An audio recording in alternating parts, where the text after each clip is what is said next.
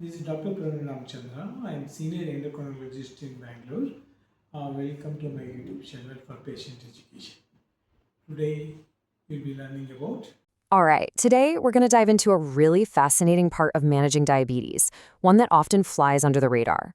We're talking about C-peptides, and believe me, it has a hidden story to tell about your health. So, let me start with a question that sounds kind of like a riddle. Can a lab result that looks perfectly fine, maybe even great, actually be a sign that something's wrong? Well, when we're talking about diabetes, the answer is surprisingly yes. You see, in the really complex world of type 2 diabetes, one of the most important clues doctors look at can sometimes be totally misleading. So think of this as a little medical detective story. We're going to investigate this together and crack the case.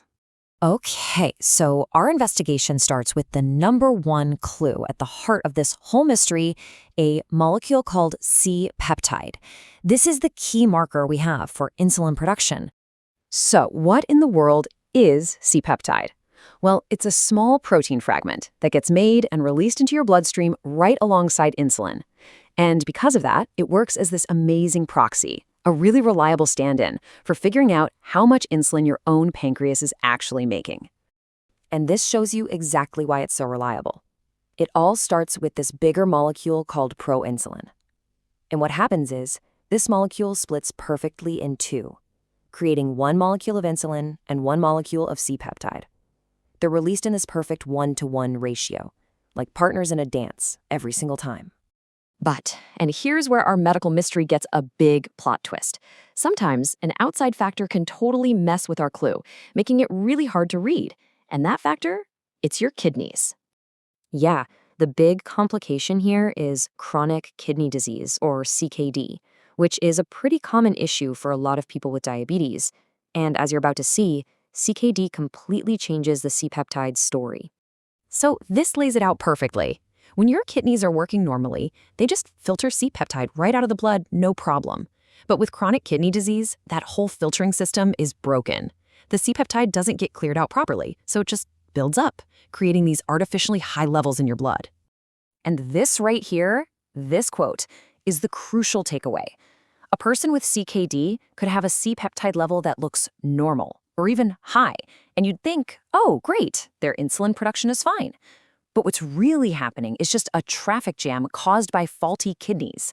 That number, it's an illusion. Now, this is the exact challenge that clinicians are up against. But just like any good detective, they have ways to crack the code and find out what's really going on, even when that first clue is trying to trick them. So how do they do it? How do they get the real story about insulin production? Well, they have to go beyond that simple blood test and bring out some smarter, more sophisticated tools from their toolkit. And here are the tools in that kit. First, you've got the standard serum C-peptide blood test, the one we now know can be a compromised clue if there's kidney disease. So, to get around that, there's the urine C-peptide creatinine ratio, or UCPCR. This gives a much more stable, big-picture view.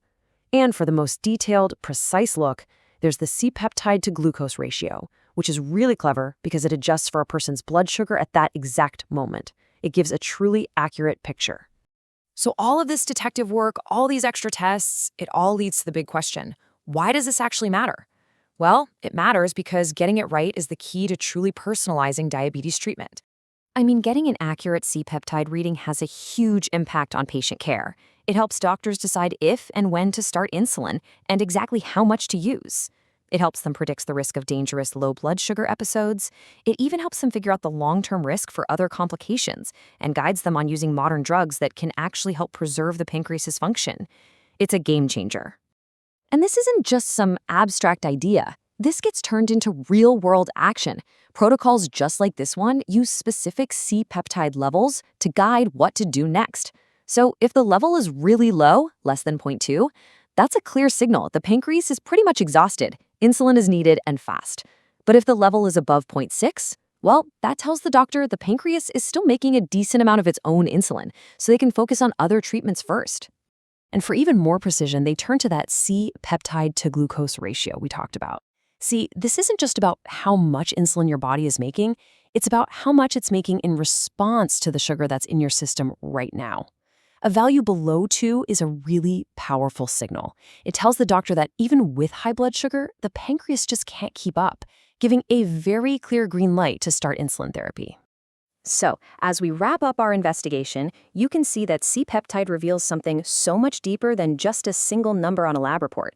It's telling a dynamic story that's written in your blood.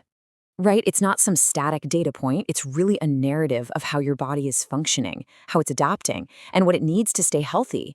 And getting that interpretation right, especially when you factor in other things like kidney function, is absolutely crucial.